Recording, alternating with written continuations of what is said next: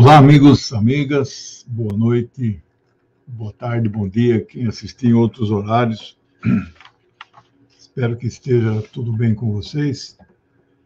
E o tema que eu me proponho a discutir hoje com vocês é um tema, não é tão complexo, mas não foi tratado com a devida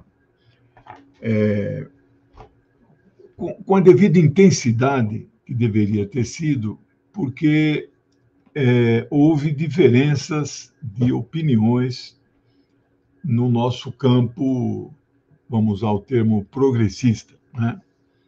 Que é o que aconteceu lá no Peru no dia 7 de dezembro. Hoje é dia 18, portanto, vou falar de algo que aconteceu há 16 dias, mas não perdeu a sua atualidade. E eu tenho estado muito preocupado com o desenrolar das coisas, né? Achando que aquela onda de golpes na América Latina, né, já tinha sido superada. Ela começa em 2009, em Honduras, 2012 no Paraguai, com o Lugo, 2016 com a Dilma aqui no Brasil, 2018 com o Evo no Peru, na Bolívia, e agora com o professor Castilho lá no Peru, não é? E há diferenças de interpretações. Alguns dizem que foi um processo constitucional, não foi golpe, e outros dizem que foi um golpe parlamentar, uma das formas de golpe. E eu estou entre estes que têm esta opinião. Bom, antes de entrar propriamente no debate com vocês, quero agradecer a presença aqui de todo mundo, alguns amigos e amigas mais antigos, bastante fiéis. O Gavlinski já se faz presente dando uma contribuição para o canal. A mesma coisa a Thaís, que eu agradeço muito esses apoios. Mas antes de entrar no tema, esta semana eu lancei um novo livro, acabei não ficando com nenhum aqui. Lancei meu novo livro, né, o 21º livro da minha curta carreira de escritor, 19 anos que eu escrevo, está dando uma média de um livro por ano. É um livro sobre a questão da luta anti-imperialista. Um livro de 43 capítulos, 640 páginas, é o meu melhor livro. A gente vai aprimorando. Ele tem 420 notas de rodapé, de referência, 15 páginas de bibliografia consultada, né? Então, eu trato ali de todos os temas. E estou muito satisfeito com o resultado do trabalho, do conteúdo e do ponto de vista estético também. Minha amiga Monique Elias é uma grande diagramadora. Ela torna os livros mais leves e bonitos, fáceis de serem lidos, né? Então, se vocês puderem adquiri-lo, me ajudam muito para conseguir publicar novos livros. Meu plano é, final de janeiro, eu já publicar o meu 22º, que vai ser Stalin para principiantes, né? Já está praticamente concluído, né? Bom, eu pediria para você fazer a inscrição no canal. A inscrição não tem nenhum ônus, né? E se você puder ser membro do canal, Aí aquela contribuição mensal, como se fosse uma assinatura solidária. Então, isso também ajuda mensalmente o meu trabalho. Esse novo livro, nas últimas 4 páginas, eu presto conta de todos os apoios que eu recebi. Isso viabiliza a publicação dos livros, né? Eu quero também aproveitar essa introdução para fazer uma dica. Eu sei que vocês gostam de séries, né? Mas espero que vocês não sejam maratonistas, né? Não pode ficar horas e horas fazendo a mesma atividade televisiva, né? Mas há uma série nova no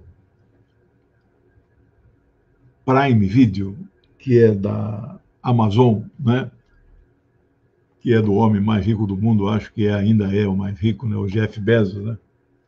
Mas, por incrível, é a plataforma de vídeos cuja assinatura é a mais popular no Brasil. R$ 9,90, desde que lançou, tem muitos anos já. Eles não reajustaram, né? Qual é o título a que eu estou me referindo? Iose, o Espião Arrependido. É uma série, não sei quantos capítulos, porque só assisti o primeiro. É uma série argentina, portanto, falada em espanhol, legendada em português. Trata de um agente das forças policiais que, em 1987, recebe uma missão, ele sai da polícia para se infiltrar na comunidade judaica da Argentina. A tese dos órgãos de segurança, em 87, a Argentina já era democrática, né? Raul Alfonsín.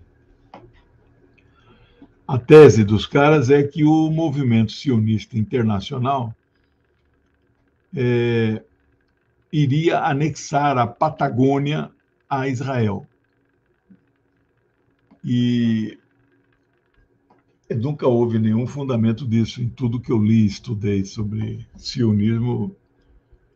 A Patagônia foi estudada em 1897 no Congresso Sionista da Basileia, na Suíça, como um possível lugar para construir o lar nacional judaico. Patagônia, Uganda e Amazônia foram 3 locais, mas ganhou disparado na votação que tem que ser Palestina. Para lá tem que ir os judeus do mundo inteiro, né? Nunca mais eu li nada sobre essa teoria da conspiração sobre a anexação da Patagônia. E esse jovem policial, ele então vai cumprir o seu papel, e ele não é de origem judaica, mas aprende a falar o hebraico, segue os rituais, usa o kippá. Bom, eu só assisti o primeiro, né? Então eu não tenho muito a dizer. Agora, o importante é baseado em fatos verídicos. 5 anos depois que começou o trabalho dele, em 92, esse ano completou 30 anos, a MIA é uma associação mutualista israelense da Argentina, a MIA. Houve um atentado no prédio da MIA que matou, não sei, dezenas de pessoas, não sei o número exato.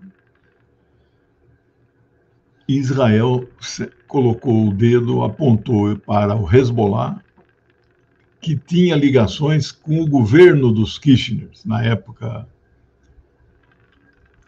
Isso foi refutado, mas causou muitos problemas, né? Muito debate acirrado, acalorado, e é um assunto inconcluso. Nunca se descobriu em 30 anos quem fez esse atentado. O seriado, não chama mais seriado, né? Antigamente era seriado, agora é série. Ela diz que vai tratar desse tema, porque este atentado ocorre no meio desta missão de espionagem, né?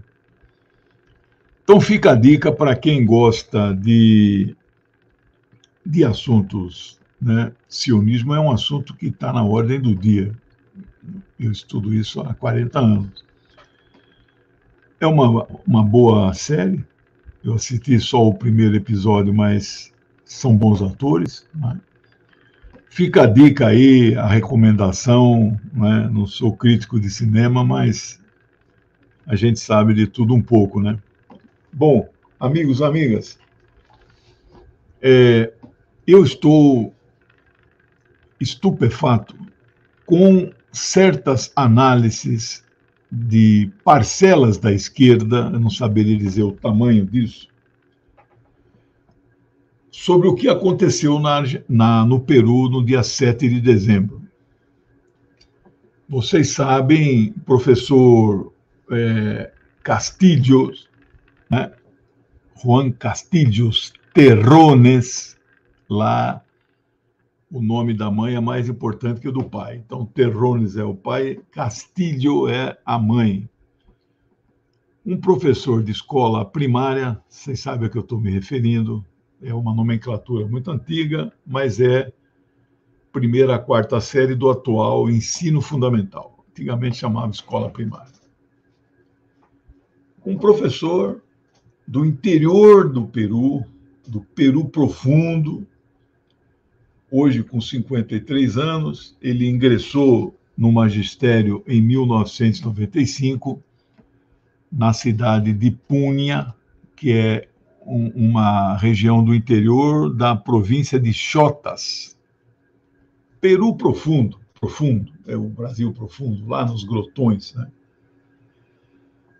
E o professor Castillo torna-se líder sindical nacional de uma greve em 2017, portanto, há 5 anos, que para todo o ensino no Peru, né? Muito bem.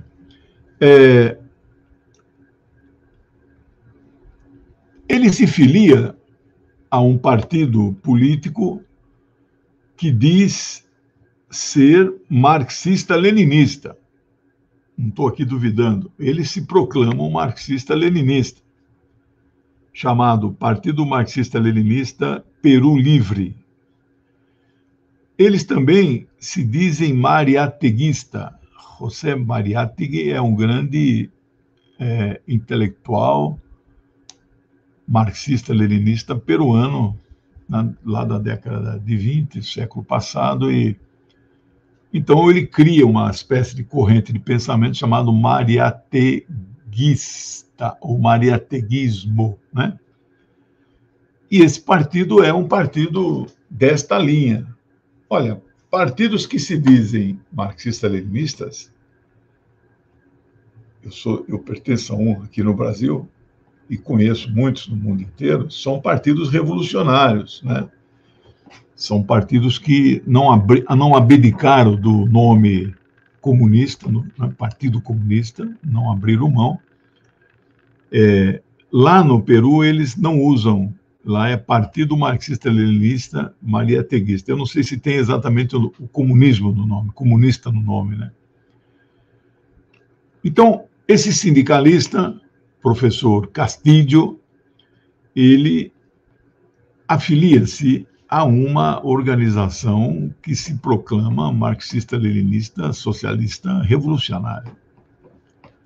Mas nunca tinha passado por nenhuma experiência legislativa e executiva. Nunca foi vereador, nunca foi prefeito, governador, deputado estadual, federal, nada, né? Um sindicalista. Não é uma boa comparação com o que foi o presidente Lula, um grande líder sindical, regional. Lula nunca liderou nada nacionalmente em termos de greve. Foi só no ABC a liderança dele, mas projetou, porque foi feito durante semanas no ano de 79, em plena ditadura militar, era o último ditador-presidente, que ele se apresenta como presidente, né, General Figueiredo. Muita repressão na greve, intervieram no sindicato que ele já era presidente, o Lula, mas era uma liderança localizada. Em 80, Lula funda o partido, que hoje, né, desde o começo, chama-se Partido dos Trabalhadores. Em 82, ele se candidata a governador de São Paulo, perde, evidentemente. Quem vence naquele ano foi o André Franco Montoro, do MDB. Em 83, ele participa da fundação da CUT, Central Única dos Trabalhadores. Ano que vem vai completar 40 anos, a primeira central sindical no Brasil. Hoje o Brasil tem 13, das quais apenas 6 são legalizadas, as outras 7 não atingem o percentual que a lei exige, mas a CUT segue sendo a maior individualmente. Ela sozinha deve ter em torno de 35% a 40% dos sindicatos filiados. Todas as outras têm o restante, né? Mas não é mais a maioria, nem é mais a hegemônica no movimento sindical, né? E o Lula, em 86, se candidata a deputado federal, é eleito o mais votado do estado de São Paulo, na época, e depois ele, a partir de 89, ele se candidata a presidente da República 3 vezes antes de ganhar só a 4ª vez. Exerce a presidência 2 mandatos, faz a sucessora 2 vezes e volta agora. Então, não há paralelo de comparação entre os dois. O único ponto em comum é que ambos têm uma origem sindical e lideraram greves de sua categoria. Lula, uma greve regional, Castilho, uma greve nacional. Aí terminam as semelhanças, né? Então, o Castilho assume a presidência da República em 28 de julho do ano passado. Portanto, ele governa um ano e meio, né? 18 meses, e foi destituído, foi derrubado naquilo que parte da esquerda brasileira e a maioria dos liberais, em certos momentos, a esquerda se soma na análise aos liberais. Dizem que foi um processo absolutamente constitucional, né? Eu quero descrever em detalhes, que eu não pude fazê-lo no programa semanal da TV 247, que eu faço às quartas-feiras com o Zé Reinaldo. Essa quarta aqui eu fiz sozinho, ele está de férias, volta semana que vem. Gastei 40 minutos, mas não foi suficiente para entrar em detalhes do que aconteceu, né? E aqui, então, por isso, decidi no meu canal, que tenho mais flexibilidade de horário, tentar explicar em mais detalhes o que aconteceu. Nestes 18 meses, o professor Castilho sofreu 2 tentativas de impeachment. Impeachment é um termo que origina-se na Constituição dos Estados Unidos, não sei se a original de 1776, ou se ela entrou posteriormente. Lá tem 25 emendas em mais de 200 anos, aqui nós temos 120 emendas ou mais em 34 anos de Constituição, mas é um modelo dentro do presidencialismo, a forma que os legisladores constituintes dos Estados Unidos idealizaram, inventaram para tirar um presidente. O presidente tem mandato fixo, 4 anos, 5, 6, 7, até 7 anos, né? Tem vários países que têm um mandato único, sem reeleição, mas com um tempo maior de... Eles inventaram o impedimento. na palavra inglesa, impeachment, né? Tem lá as regras, as condições, direito de defesa, 2/3 da votação, etc, etc, etc. Então, todos os países do continente latino-americano que seguem essas orientações lá dos Estados Unidos, que têm os Estados Unidos como modelo, alguns autores tratam com razão os países da América Latina como países colônias, área de influência dos Estados Unidos.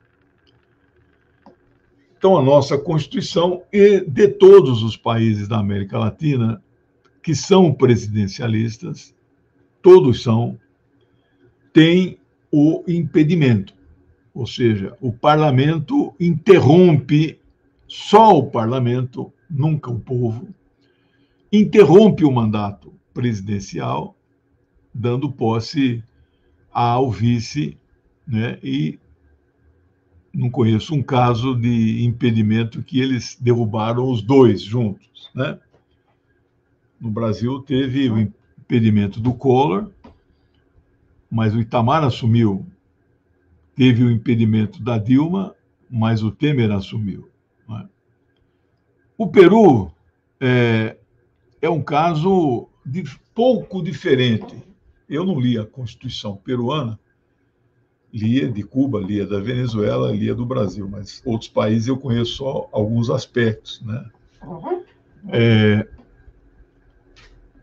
A Constituição peruana, apesar de falar no presidencialismo, ela tem um presidente, ela tem um primeiro-ministro, que não tem os poderes de um primeiro-ministro em países parlamentaristas, como é o caso de países, da maioria dos países na Europa. A única exceção é a França. A França vive, não é, ao mesmo tempo presidencialismo e parlamentarismo. Então, o presidente da França tem alguns papéis. Olha, minha amiga Maria Aparecida Conceição Prado de Camargo, obrigado pela sua contribuição. Mestre Legione, muito obrigado por suas análises sempre assertivas e compartilhar seu conhecimento conosco. Você pode falar um pouco sobre esse orçamento secreto, muita incompreensão de muitos. Bem rapidamente, eu estou torcendo para ele ser derrubado. Você mandou um texto longo para eu dar uma opinião, Maria Aparecida. Eu não pude lê-lo ainda porque estava entrando no ar, né? Faltam 2 votos para segunda-feira, continua a votação lá no Supremo. Falta o Lewandowski e o Gilmar. Está 5-4 pela derrubada do orçamento secreto. Eu acho o orçamento secreto uma aberração, mas já teve 4 votos a favor dele. Não é propriamente a favor, os ministros que votaram que ele não é inconstitucional, eles não querem, na verdade, interferir em assuntos do legislativo, né? Mas é uma barbaridade. São chamadas emendas do relator. Ninguém fica sabendo aonde vai aquele dinheiro para beneficiar qual deputado, para beneficiar qual cidade. Não se sabe nada. É completamente opaco. Não tem nenhuma transparência a aplicação do dinheiro. O Congresso, vendo que corre o risco de cair o orçamento secreto, na sexta-feira, às pressas, tomou uma decisão e modificou a maneira do orçamento secreto. Então, agora já tem que dizer qual é o deputado que pediu e para onde vai o dinheiro e em que quantidade de valor, né? Mas eu acho que ele será derrubado. Vamos ver o voto do Gilmar e o voto do Lewandowski. São 2 caras que, nesta conjuntura, têm votado do lado do presidente Lula, de garantia da democracia, né? Vamos ver. É isso, Maria Aparecida. Esse é um tema nacional, né? Mas veja, então voltando aqui, tem primeiro-ministro o Peru, mas com poucos poderes. Aí eu falava da exceção, por exemplo, da França, O presidente da França tem alguns poderes, muitos especiais, não são pequenos, mas o dia a dia da administração pública ele não entra nos detalhes. Aí é o primeiro-ministro, que a gente não sabe nem o nome. Por quê? Porque a figura do presidente de um país desse tipo, o presidente é muito forte. A Síria, eu só sei o nome do primeiro-ministro, do presidente da Síria, Dr. Bashar al-Assad. Mas ele não manda na Síria. Em Cuba, na época que Fidel era vivo, a gente sabia o nome do presidente de Cuba, era Fidel, mas ele não administrava Cuba. Mas a gente não sabe o nome do... Em países... meu caro Lúcio Flávio de Castro Dias, muito obrigado por você se tornar membro. Isso nos ajuda muito. Estamos chegando a 200 membros, né? No caso de países parlamentaristas puro sangue, mas que tem um presidente e que este, sim, não manda nada, é decorativo, exemplo, a Alemanha. A Alemanha tem um primeiro-ministro, a Merkel governou 16 anos, agora é o Olaf Scholz. Eu não lembro o nome do presidente da Alemanha, porque ele não tem poderes. Para não dizer que não tem, ele pode dissolver o parlamento, né? E ao ter novas eleições, ele indica para formar governo o líder do partido que teve mais votos, né? Israel, obrigado, amor. Israel, eu não lembro o presidente, nome. O sobrenome dele acho que é Herzog. Ele não tem poderes. O primeiro-ministro, né, atualmente era o Bennett, agora é o Lapid, a gente sabe o nome. E, infelizmente, vai voltar a ser o Benjamin Netanyahu, né? E o Peru é esse tipo. A gente sabe o presidente, não sabe o nome do primeiro-ministro. Ele tentou formar o gabinete, já estava no terceiro gabinete. Em 18 meses, o professor Castilho, que tem essa trajetória que eu já disse, sem nenhuma experiência política, parlamentar ou executiva, né? Ele não conseguiu consolidar um governo. Ficou muito instável. E entre o primeiro e o segundo governo, ele conseguiu perder o apoio do seu próprio partido, que resolveu se afastar, né, e não lhe dar sustentação no Congresso. Resultado disso, ele teve que procurar outras forças políticas para tentar compor uma maioria e governar o Peru. Bem,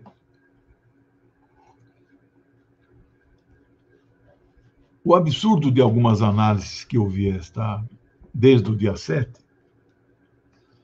é que falam tanto mal do professor, criticam tantos erros que ele cometeu, que a impressão que fica é que, puxa, ainda bem que teve o golpe.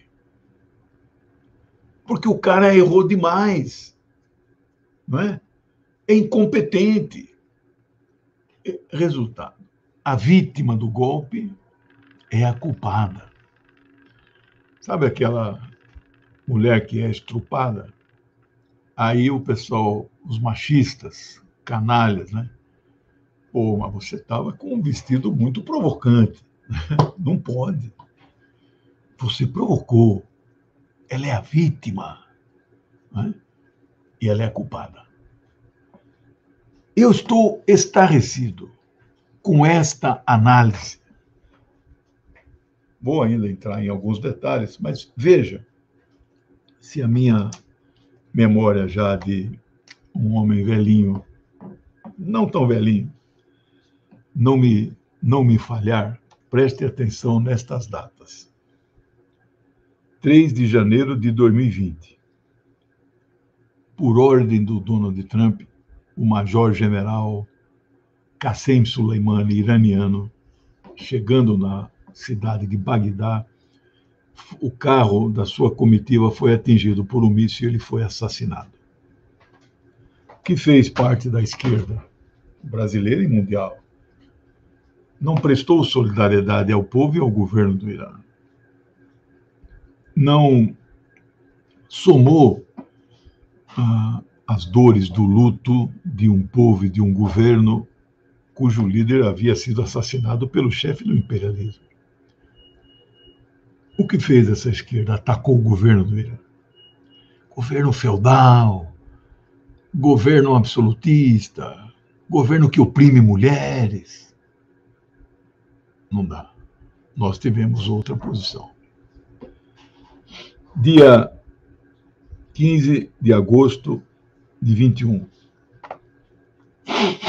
a guerrilha camponesa afegã, que leva o nome de Talibã, toma o palácio presidencial na cidade de Cabul, destitui o governo, que foge de helicóptero e expulsa o imperialismo depois de 20 anos de guerra.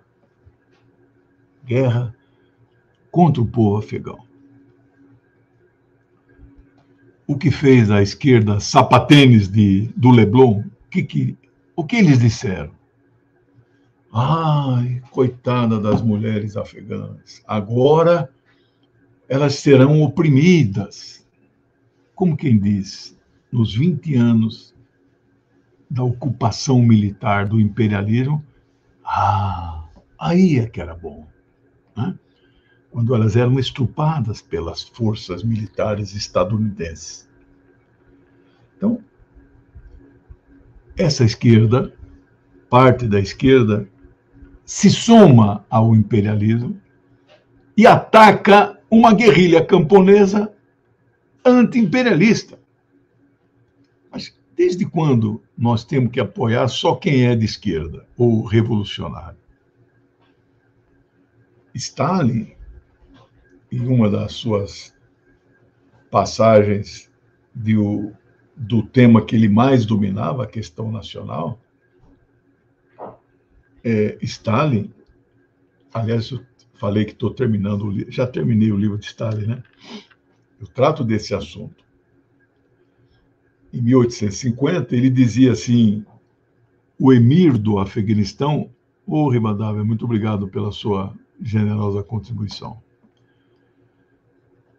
O emir do Afeganistão está correto e deve ser apoiado porque ele luta contra o imperialismo inglês, né? E o emir nem um pouco era. Aliás, em 1850, nem marxismo estava muito estruturado no mundo ainda, né? E eu escrevi vários ensaios que viraram capítulos no novo livro, apoiando a guerrilha camponesa anti-imperialista. Mas ela não é marxista, não é de esquerda. Bom, o terceiro episódio, que se minha memória não me trair, é 7 de novembro de 21. Eleições da Nicarágua. 7 candidatos. Daniel Ortega Saavedra, atual presidente, candidato à reeleição, comandante da Frente Sandinista de Libertação Nacional, FSLN, se candidata e vence eleições. O imperialismo estadunidense diz: nós não vamos reconhecer estas eleições porque elas não são limpas, nem são democráticas, etc, etc, etc. Ou seja, dando opinião sobre assuntos que não lhes dizem respeito, assuntos internos de um país e de um povo, não é? Que faz a esquerda sapatênis. Nós também não reconhecemos estas eleições. Jamais apoiaremos o Daniel Ortega. 24 de fevereiro de 2022. O que aconteceu? Esta semana, depois de amanhã, completará 300 dias do início. Meu caro Fernando, muito obrigado pela sua generosa contribuição. Me ajuda muito. 300 dias das chamadas operações militares especiais na Ucrânia, que a mídia ocidental chama de invasão da Ucrânia por parte da Rússia. E que eu digo é uma guerra da OTAN, da União Europeia e dos Estados Unidos contra a Rússia, tendo a Ucrânia como palco. São duas formas de analisar o mundo, ambas de classe, ambas vinculadas a uma concepção de classe, uma revolucionária, outra imperialista. Não é? Então, o que faz a esquerda sapatênis? Ataca Putin. O chama, ele e a Rússia, de imperialista. Eu não sei que manuais marxistas de esquerda que essa gente estudou para chamar a Rússia de imperialista, como eles chamam a China de imperialista. Né? Então, do lado de quem fica essa esquerda?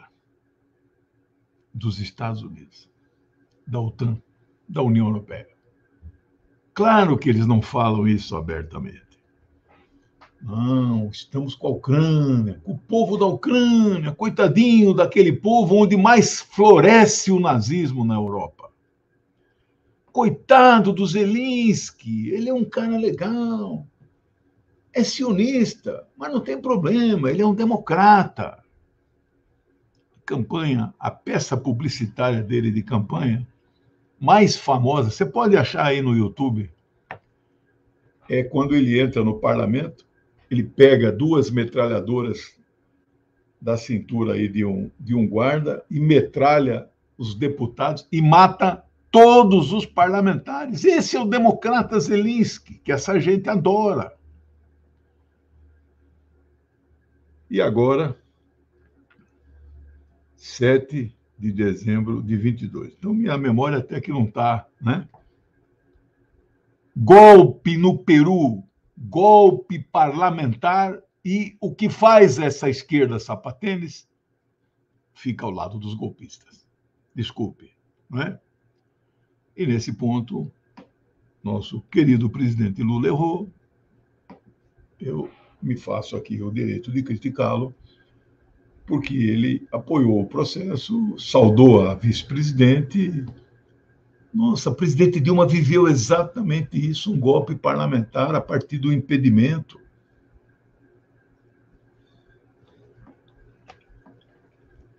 Ah, professor, mas ele tentou dar o golpe, o Castilho não tentou dar o golpe. Ou você está mal informado, ou você está mal intencionado. Ele, baseado no artigo 134 da Constituição, que diz lá os poderes do presidente, e lá numa letra que eu não sei o número, fechar o Congresso, dissolver o Congresso, não é fechar, dissolver o Congresso Nacional, convocando novas eleições. E aí tem algumas letrinhas, né? Em que condições o Congresso pode ser dissolvido? Tais. Mas uma delas é Lula F29. Queria anunciar o seu nome, obrigado por você ser membro ou membra, não sei. Todos os membros em ordem alfabética, eu agradeço no livro, nesse livro, na última página, né?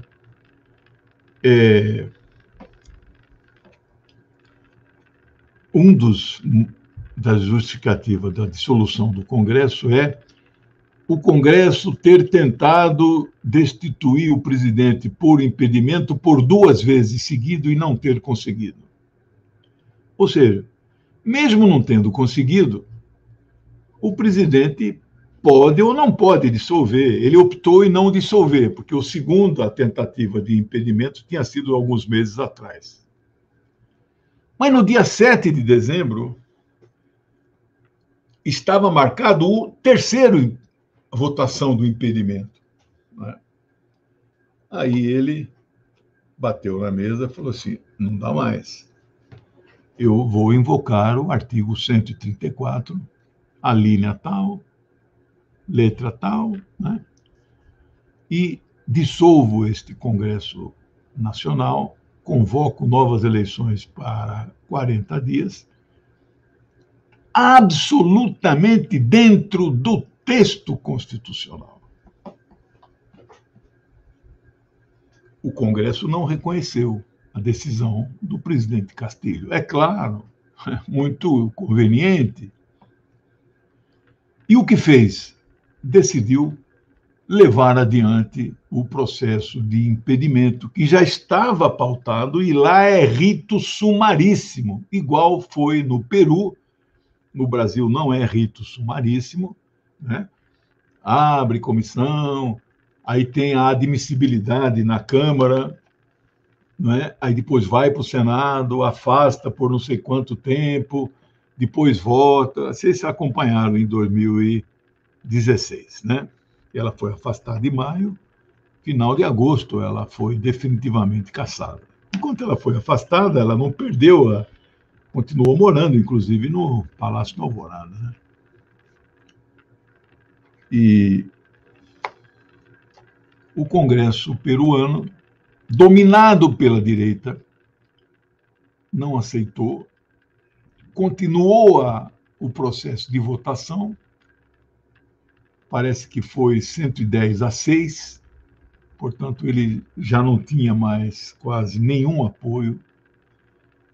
E o Congresso cassou, impediu, interrompeu o mandato presidencial, constitucional, democrático, popular. Ele tinha e tem ainda apoio popular, e deu posse para a vice-presidente. E é sobre isso que esta parte da esquerda, que o presidente Lula embarcou, que foi saudado como um processo legítimo, democrático e constitucional. Gozado isso. No Brasil, nós dizemos que foi golpe. Lá no Peru, não foi. O cara não teve direito à defesa no parlamento. Saiu preso do Congresso.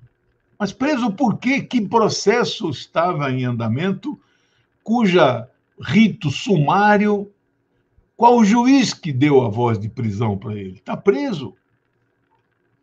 Recebeu a solidariedade do México, da Bolívia, da Colômbia e da Argentina.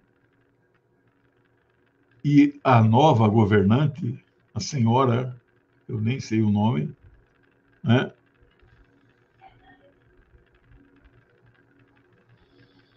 Marcelo, não perguntaram, né? Nem vão perguntar.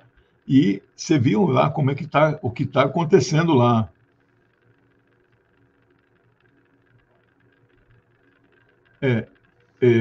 Veja, nós não podemos derrubar um presidente ou uma presidente se ela não tem apoio no Congresso. Disseram isso da Dilma. Não, ela caiu porque não tinha apoio. Mas não ter apoio ou não ter popularidade não está definido na Constituição como um dos motivos para derrubar um presidente. Maria Aparecida, muito obrigado pela sua contribuição. Eu vi Zelensky pediu para a FIFA para dar uma palavrinha, a FIFA deu-lhe uma banana. Ainda bem. Aqui também é preciso dizer que eu não acho que a FIFA tomou uma decisão assim revolucionária e tal. A FIFA proibiu qualquer manifestação política e pegaria muito mal se ela abrisse um espaço para o sionista lá, que parte da esquerda acha que é um grande democrata, né? É um proto-fascista, né? Um homem de extrema direita, um capacho do imperialismo e queridinho de parcela da esquerda brasileira e mundial. O que vamos fazer? O que vamos fazer, né? Então, bom, nós vamos indo aqui para mais um desenvolvimento final, né? Então, não há nenhum mecanismo em nenhum país que tem o impedimento E todos os sistemas presidenciais têm um impedimento. Não há nenhuma Constituição presidencialista, que tenha algum mecanismo de consulta popular para a destituição. Olha, vocês que me assistem aqui, se vocês conhecerem algum, faça favor de me avisar. Ô, querida amiga Marta Simas, ela me entrevistou outro dia. Obrigado pela sua contribuição. Não há... Eu tenho aqui vários papeizinhos pregados na minha tela, né?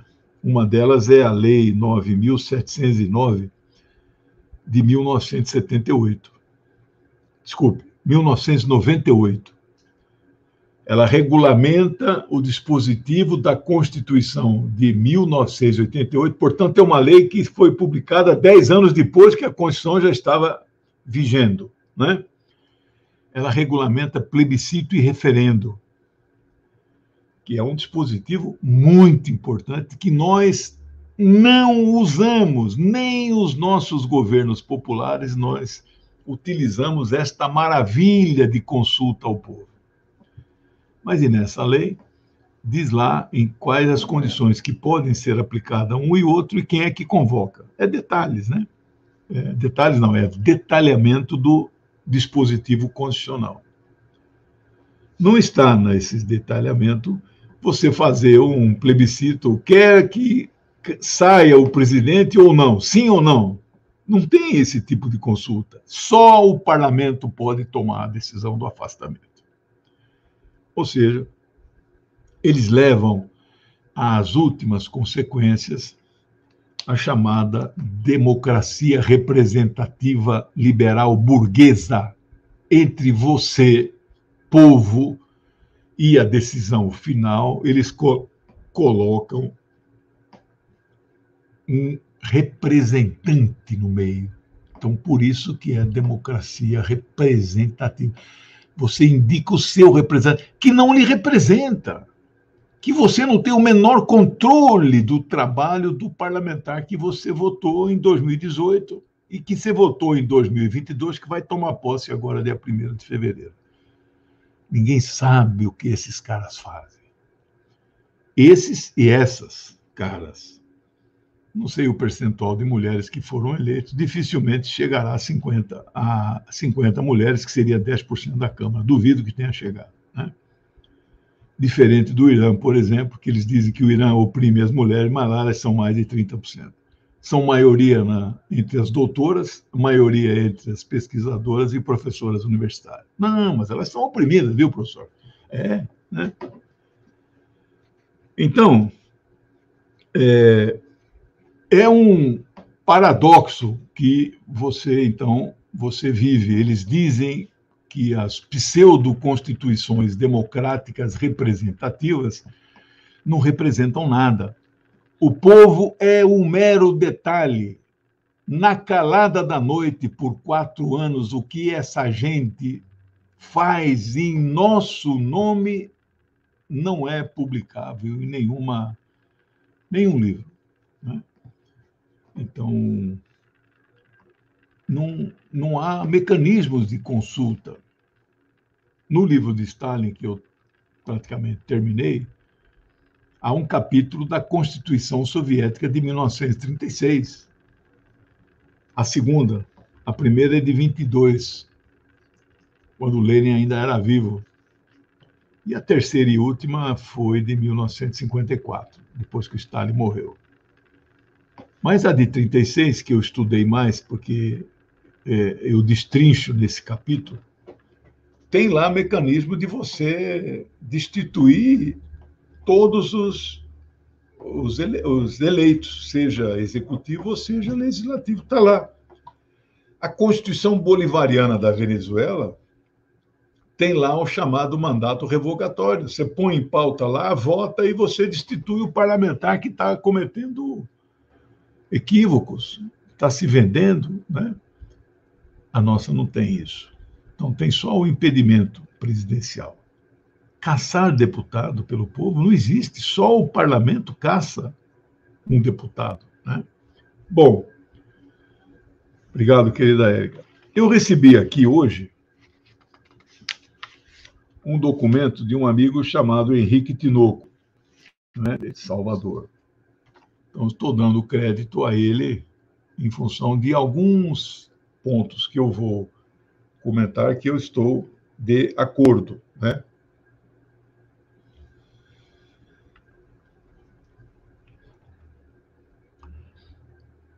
O primeiro ponto que eu quero dizer para vocês, que eu estou de acordo. Oi, Patrícia, muito obrigado aí pela contribuição. Hoje já são vários amigos e amigas que fazem doações generosas e entraram 2 novos membros. Estou muito feliz.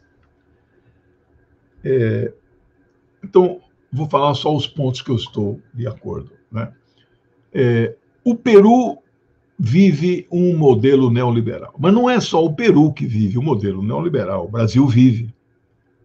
Professor, e o Lula vai romper o modelo neoliberal? Não, o Lula não vai romper. Como é que você tem certeza? Está falando assim? Então, não vai. Porque o rompimento não se dá em um país. O rompimento do modelo se dá em plano estrutural mundial, geopolítico. E o modelo neoliberal ainda é o que está vigendo na esmagadora maioria dos países.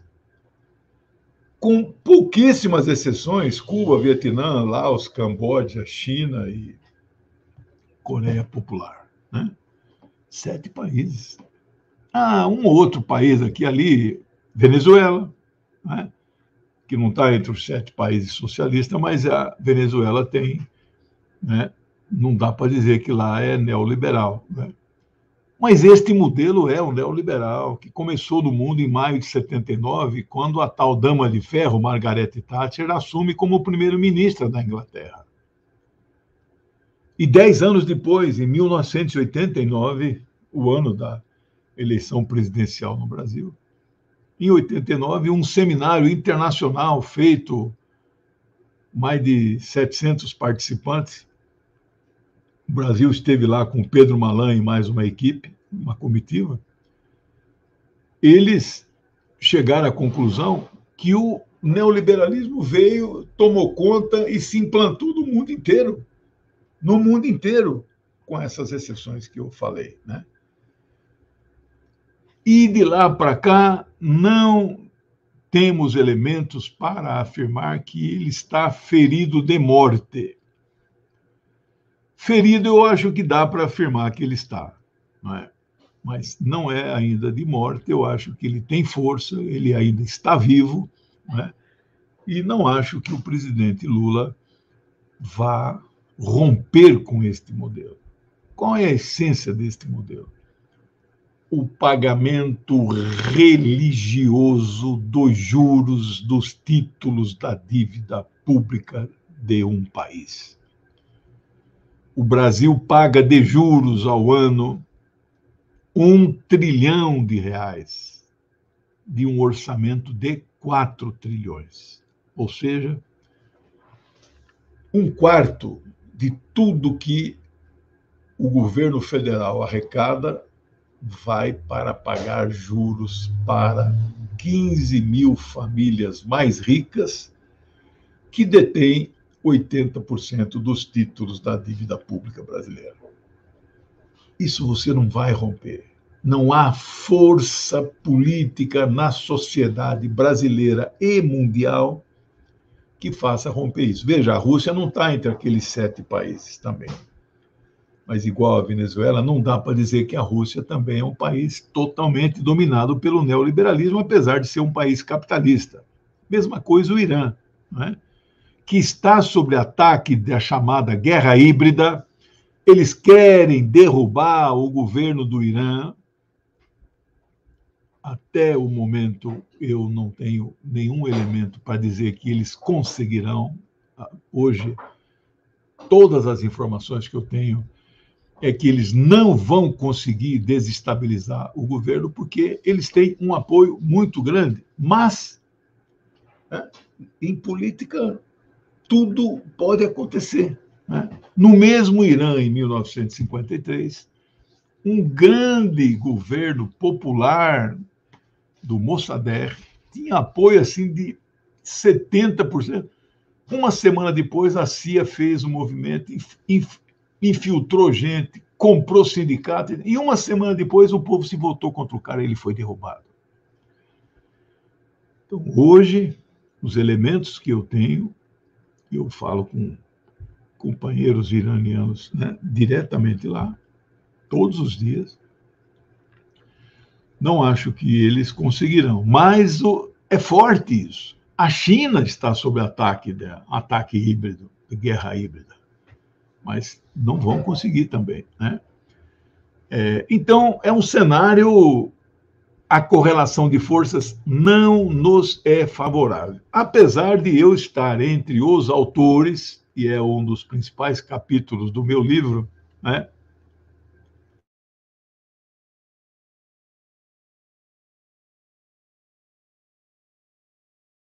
Pedi aqui para minha esposa trazer um livro que eu esqueci, sentei aqui, só trouxe a água. Qual que é? Ali o livro lá, Anti-Imperialismo. A luta anti-imperialista. Aqui, ó. Obrigado. Olha o bonitão aqui, ó. Olha o tamanho dele. 640 páginas. E muita ilustração. Quando eu indicava livro para os alunos na universidade, a primeira pergunta é, professor, quantas páginas tem? É para ler inteiro? Eram só 4 livros por semestre, né? E sabe qual que era a segunda pergunta? Professor, tem figura? Esse aqui tem. Todos os meus livros, os últimos 10, eu ponho figura, ponho imagem, ponho foto, ponho ilustração, legendado, né? É legal isso, não tem problema não. O problema é você só ler as legendas das figuras e não ler o livro, né? Bom, então, a conclusão do nosso amigo aqui é a minha. O Peru é um país neoliberal e o Castilho não soube, não teve talvez habilidade, jogo de cintura, como o Lula teve, Lula 1, Lula 2, Dilma 1, Dilma 2, Dilma 2 não teve quase, né? Eles tiveram um jogo de cintura para, sem parar de pagar o juro, fazer programas de transferência de renda que melhoram a vida das pessoas, sem tocar na dívida sagrada.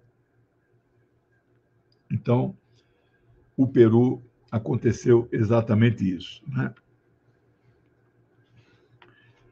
Ele levanta uma questão aqui que eu não estou de acordo, nem estou em desacordo. Eu estou ainda estudando o assunto.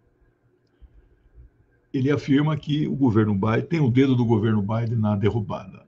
Eu ainda não tenho elementos para afirmar isso. Ao contrário, quando a vitória do Castillo foi proclamada pela Corte Eleitoral, não sei o nome que tem lá, aqui chama TSE, 0,3% a diferença, a Casa Branca emitiu uma nota parabenizando o povo peruano pelas eleições limpas, democráticas, desejando sucesso ao presidente eleito. Quem é que o professor Castillo derrotou por 0,3% na margem?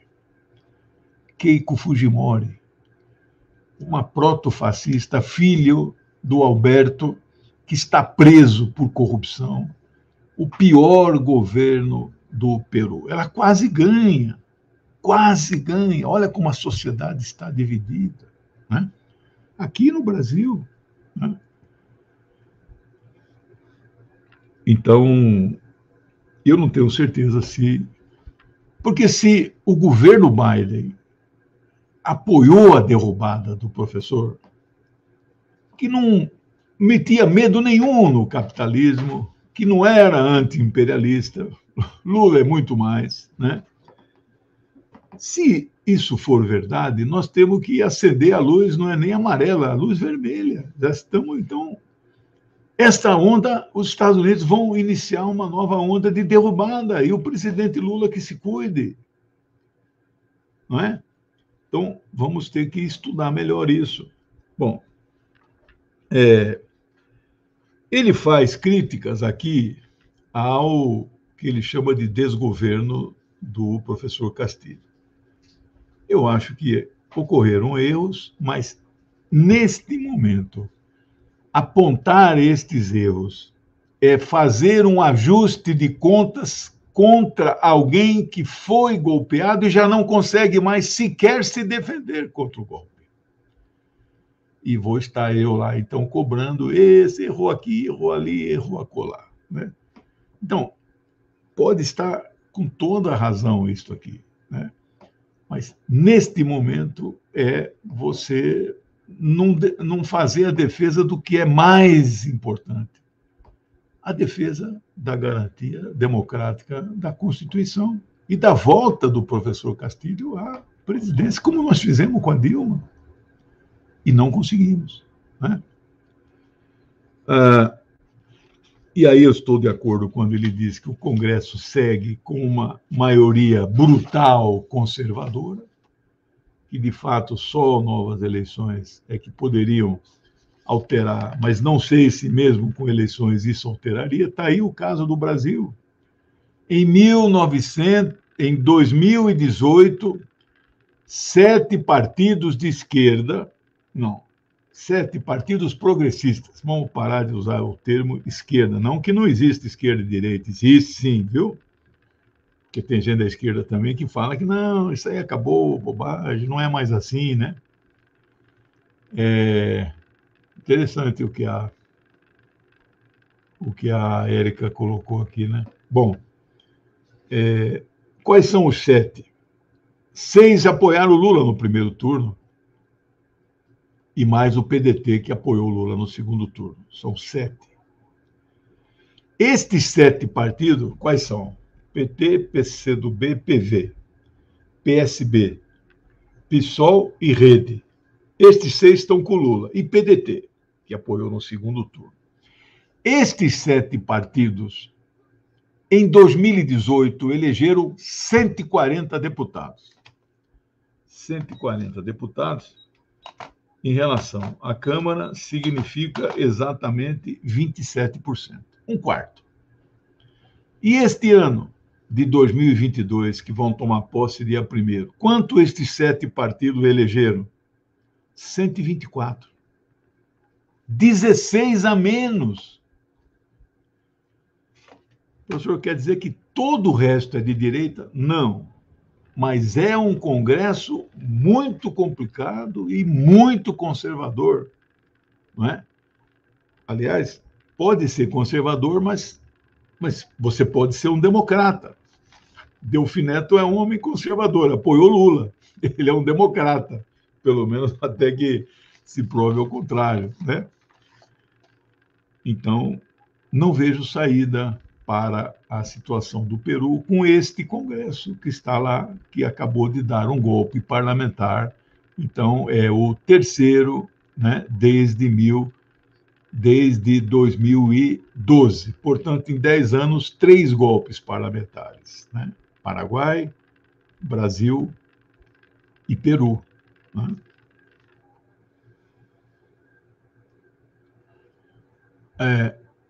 O movimento social lá não está organizado à altura para enfrentar esses desafios, mas está dando respostas surpreendentes. Eu mesmo não imaginaria que, apesar de toda a imprensa ter apoiado o golpe, os meios de comunicação, o movimento popular sindical, mulheres, jovens, estudantes, sindicatos, eles estão conseguindo fazer uma resistência e um levante que ainda tem um desfecho imprevisível, né? E para concluir, não é, os partidos políticos peruanos seguem os partidos tradicionais, que então eles dão estabilidade não para a democracia exatamente, mas para um modelo de parlamentar dito representativo, que é absolutamente antidemocrático e, do meu ponto de vista pessoal, é um modelo superado historicamente. Se nós não começarmos a adotar elementos dos modelos de democracia direta, o povo tomando a decisão direto, sem nenhum intermediário, não quer dizer que vai acabar as câmaras de vereadores, a Assembleia Legislativa e a Câmara. Não vai acabar. Mas não pode todos os poderes decisórios ficarem exclusivamente com o tal representante.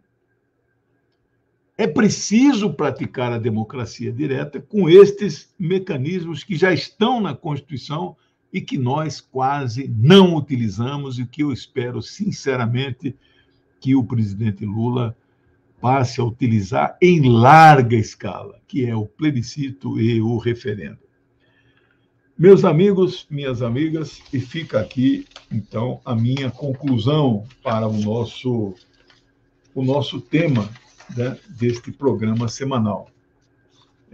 Houve um golpe no Peru no dia 7 de dezembro, hoje completa 16 dias, 11 dias, e não estou de acordo que houve um processo constitucional democrático, um impedimento. Não acho que o professor Castilho tenha tentado nenhum golpe. Não acho que o professor Castilho tenha merecido, não é? Porque tem esse lado de uma visão punitiva. Não, mas ele mereceu, né? Mas não pode. Não pode. E, então, essa é a minha opinião. Já passei aí de 1h07. Eu achei muito importante desenvolver esse tema. Não sei se voltarei a esse assunto mais vezes, mas eu acho que o Peru não vai sair de pauta tão cedo nessa virada de ano. Tudo de bom para vocês, boa semana. Quinta-feira eu fico um ano mais velho. E a minha programação essa semana, vocês sabem, né, que é amanhã, 4h30 no DCM, 19 horas com a Rosa Sarquis. Quarta-feira, 10 da manhã no 247, às 15h30 na TVT. E às 19 horas, a quinta aula do novo curso que eu estou dando, Concepção Marxista de Proletariado. Obrigado, tudo de bom para vocês. Boa semana, beijos e abraços. Tchau.